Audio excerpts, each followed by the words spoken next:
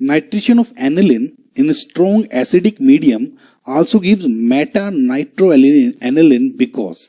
Now guys, ये जो question है या ये जो टॉपिक पे क्वेश्चन आया है, मतलब नाइट्रेशन ऑफ एनिलिन, ये आप ही समझिए एक स्पेशल केस है नाइट्रेशन का ऑर्गेनिक केमिस्ट्री में। इस टॉपिक पे बहुत बार क्वेश्चन रिपीट हुए हैं, ना कि सिर्फ नीट में, एम्स में, जेई में, इनफैक्ट जेई मेंस में, एडवांस में, बहुत जगह इस पे जो क्वेश्चंस हैं आए हैं बार बार। अगर आप मेरी जो प्रीवियस ईयर्स की जेई के भी देखेंगे उसमें इन पे क्वेश्चन पूछे गए, राइट। तो ये छोटा सा टॉपिक है, सिर्फ आपको पता होना चाहिए। ओके, सो देखिएगा, इस चीज को पूरे को समझने के लिए पहले आपको एक थोड़ा सा बैकग्राउंड आना चाहिए उन स्टूडेंट्स के लिए जिनको थोड़ा कम आइडिया है। देखिए, नाइट्रेशन का मतलब क्या है। फॉर एग्जाम्पल, अभी एनिलिन नहीं लेता मैं, अभी बेंजीन रिंग ले लेता हूँ समझाने के लिए। इसको जब मैं concentrated HNO3 and concentrated H2SO4 के साथ रिएक्शन कराता हूं तो मैं ये देखता हूं कि बेंजीन से मेरा नाइट्रोबेंजीन बन जाता है, यानी NO2 इस पे लग जाता है। नाइट्रेशन हो गया। मैं इस रिएक्शन से ये बोलूंगा, ये रिएजेंट जब भी मिलेगा आपको तो इसका मतलब ये होता है कि NO2 जुड़ना है मेरा। क्या, कैसे? देखिए, बेसिकली जो ओवरऑल ये नाइट्रेशन का मैकेनिज्म है ना, ये ओवरऑल फॉलो करता है इलेक्ट्रोफिलिक एरोमेटिक सब्स्टिट्यूशन रिएक्शन को, ये इसको फॉलो करता है। तो इसमें है क्या, बेसिकली जब भी आपकी कोई रिंग होगी और आपको कोई इलेक्ट्रोफाइल होगा, यानी पॉजिटिवली चार्ज्ड कोई, या जिसे इलेक्ट्रॉन चाहिए, राइट, तो ये क्या करेगा, जो H है इस पे रिंग से इसको सब्स्टिट्यूट कर देगा, मतलब इस H को हटा के खुद जाके जुड़ जाता है। समझ में आया आपको गाइस? सो ये इस केस में जो मेरा इलेक्ट्रोफाइल है वो है NO2 पॉजिटिव, या कहूं तो NO2 N पे इस पे पॉजिटिव है ऑब्वियसली, क्योंकि 4 बॉन्ड दिख रहे हैं तो एक पॉजिटिव आना लाजमी है। नाउ देखिए, जो HNO3 इसमें नाइट्रेशन का ये NO2 पॉजिटिव बना क्या, अगर आपको ये भी देखना है तो जो H2SO4 है is more acidic then HNO3। तो H सबसे पहले जो H2SO4 है रिएक्शन इनिशिएट करता है HSO4 नेगेटिव, एक और H दे देगा तो 2H ion plus SO4 2 negative होगा, फिलहाल ये HSO4 नेगेटिव है। ये जो H आयन है ये क्या करेगा, अब इसके साथ या इस पे अटैक करता है HNO3, राइट। HNO3 है, इस पे ऑक्सीजन है, ये बेसिक साइट है, ये H पे अटैक करती है, यहाँ पे HOH पॉजिटिव बन जाता है NO2, और ये जो बॉन्ड है ये ब्रेक हो जाता है क्योंकि एक अच्छा लिविंग ग्रुप है, तो यहाँ पर H2O प्लस NO2 पॉजिटिव बन जाता है जो कि एक अच्छा इलेक्ट्रोफाइल है। इसका मतलब ये सब्स्टिट्यूशन रिएक्शन यहाँ पे हो जाती है। सिंपल एक H को निकाला और यहाँ पर जोड़ दिया, इस केस में ये वाला H निकाला था, तो कंफ्यूज मत हो। समझ में आपको गाइस मैं क्या कह रहा हूँ? नाउ इस जो नाइट्रेशन ऑफ एनिलिन की हम बात करते हैं हमेशा, ये एक स्पेशल केस है, इसी के केस में आएगा हमेशा। नॉर्मली इसका सिग्निफिकेंस क्या है, तो देखिए कि अब तक तो आपने नाइट्रेशन देखा था बेंजीन का। फॉर एग्जांपल इस पे इलेक्ट्रॉन डोनेटिंग ग्रुप है जो इलेक्ट्रॉन को, जो बेसिकली रिंग को एक्टिवेट कर रहे हैं, या लोन पेयर है इस पे जिस तरह से, और एक इलेक्ट्रॉन विड्रॉइंग ग्रुप होता है, पता है, यानी जो इलेक्ट्रॉन को अपनी तरफ खींच रहे हैं, इलेक्ट्रॉन जो रिंग को डीएक्टिवेट कर रहे हैं। तो इसमें जब भी कोई आपका इलेक्ट्रोफाइल जुड़ता है, या इस केस में इलेक्ट्रोफाइल जुड़ता है, वो कैसे जुड़ेगा? देखिए, ये बेसिकली इलेक्ट्रॉन डोनेटिंग ग्रुप क्या है, ऑर्थो पैरा डायरेक्टिंग होते हैं, राइट। तो लेकिन इलेक्ट्रो विड्रॉइंग ग्रुप क्या है, बेसिकली जो मेटा डायरेक्टिंग होते हैं, मेटा पोजीशन पे ग्रुप जुड़ता है। क्यों? ये इलेक्ट्रॉन डोनेट करेंगे, अगर सारी पोजीशन को मैं 100 मान लूं इनिशियली कि इन पे बेसिक कंटेंट ये था, अब ये इलेक्ट्रॉन को पुश कर देते हैं तो इन पोजीशन पे ज्यादा पुश करेंगे, तो यानी 120 मान लूं। अगर आपको कंफ्यूजन भी हो रहा है तो लेकिन आई होप आपको बेसिक चीज ये आती होगी कि ये इन पोजीशन पे पुश कर देता है, ऑर्थो पैरा डायरेक्टिंग है, ये इस पोजीशन पे डालता है। तो आइडियली जब आप इलेक्ट्रॉन डोनेटिंग ग्रुप डालते हैं EDG, तो या तो ऑर्थो पे या फिर पैरा पोजीशन पे आपका जो इलेक्ट्रोफाइल है वो जुड़ना चाहिए। एंड सिमिलरली जब इलेक्ट्रॉन विड्रॉइंग ग्रुप जुड़ता है जैसे इस केस में, तब ही इस केस में क्या होगा, मेटा प्रोडक्ट बनेगा जब ये इलेक्ट्रॉन विड्रॉइंग ग्रुप होता है।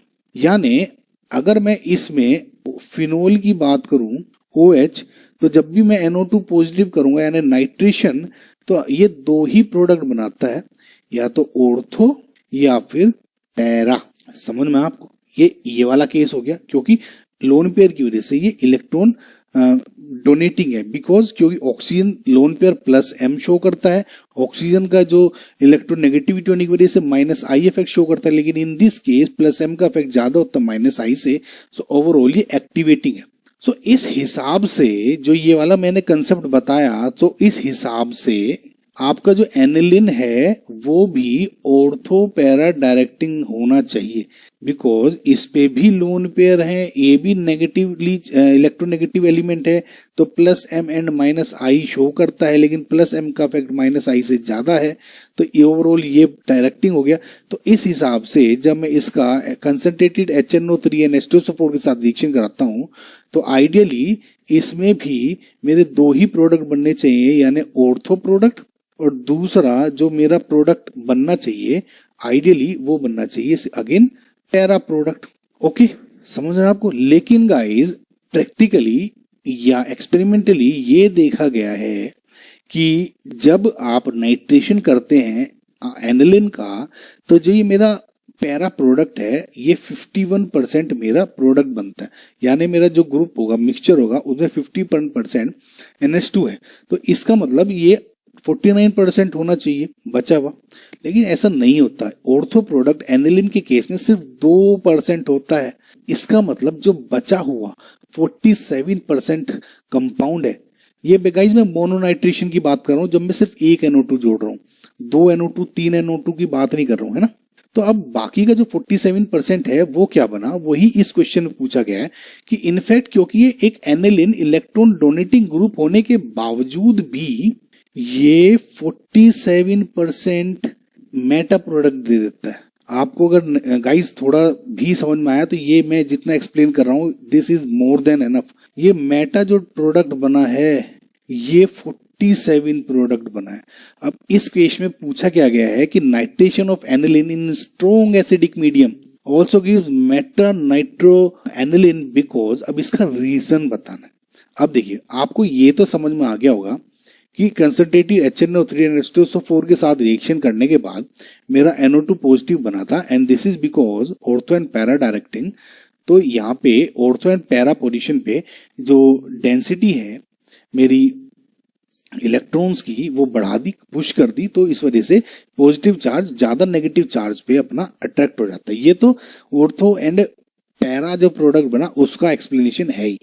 मेटा प्रोडक्ट में है क्या, देखिए गाइस रीजन आमतौर पे होता क्या है गाइस, जब भी आप ये H2 जो SO4 था इनिशियली इसने जो H आयन निकाला था एंड HSO4 बचाया, तो आमतौर पे तो क्या होता है कि ये H आयन रिएक्शन में या जो मेरा प्रोडक्ट मेन जो रिएक्शन है जिससे मैं रिएक्शन कर रहा हूँ, जैसे इस केस में एनिलिन है या फॉर एग्जांपल फिनोल है, इनके साथ रिएक्शन नहीं करता। H2SO4 नाइट्रेशन में सिर्फ और सिर्फ कैटलिस्ट की तरह यूज होता है, यानी H आयन की रिएक्शन HNO3 के साथ अटैक करके ये H2O एंड NO2 पॉजिटिव बना देता है, अभी बताया था आपको, ठीक है। लेकिन जब आप एनिलिन के साथ देखते हो इसमें एक काम हो जाता है, ये जो एनिलिन है, ये जो H आयन है, इस NH2 के साथ रिएक्शन करके, ये बेसिकली लोन पेयर है ना, इधर ये अटैक करता है इस पे, तो ये क्या करेगा, एनिलीनियम आयन बना देता है, यानी NH3 पॉजिटिव।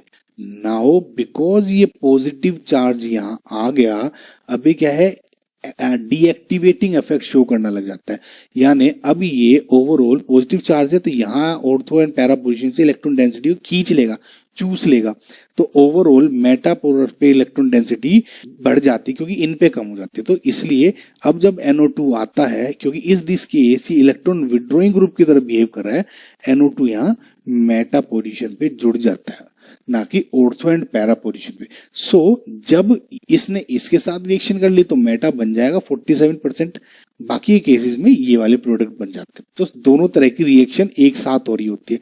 सो इसमें जो मेरा आंसर है इज डी, कि in acidic medium aniline is present as anilinium ion, इसलिए मेटा प्रोडक्ट बनता है।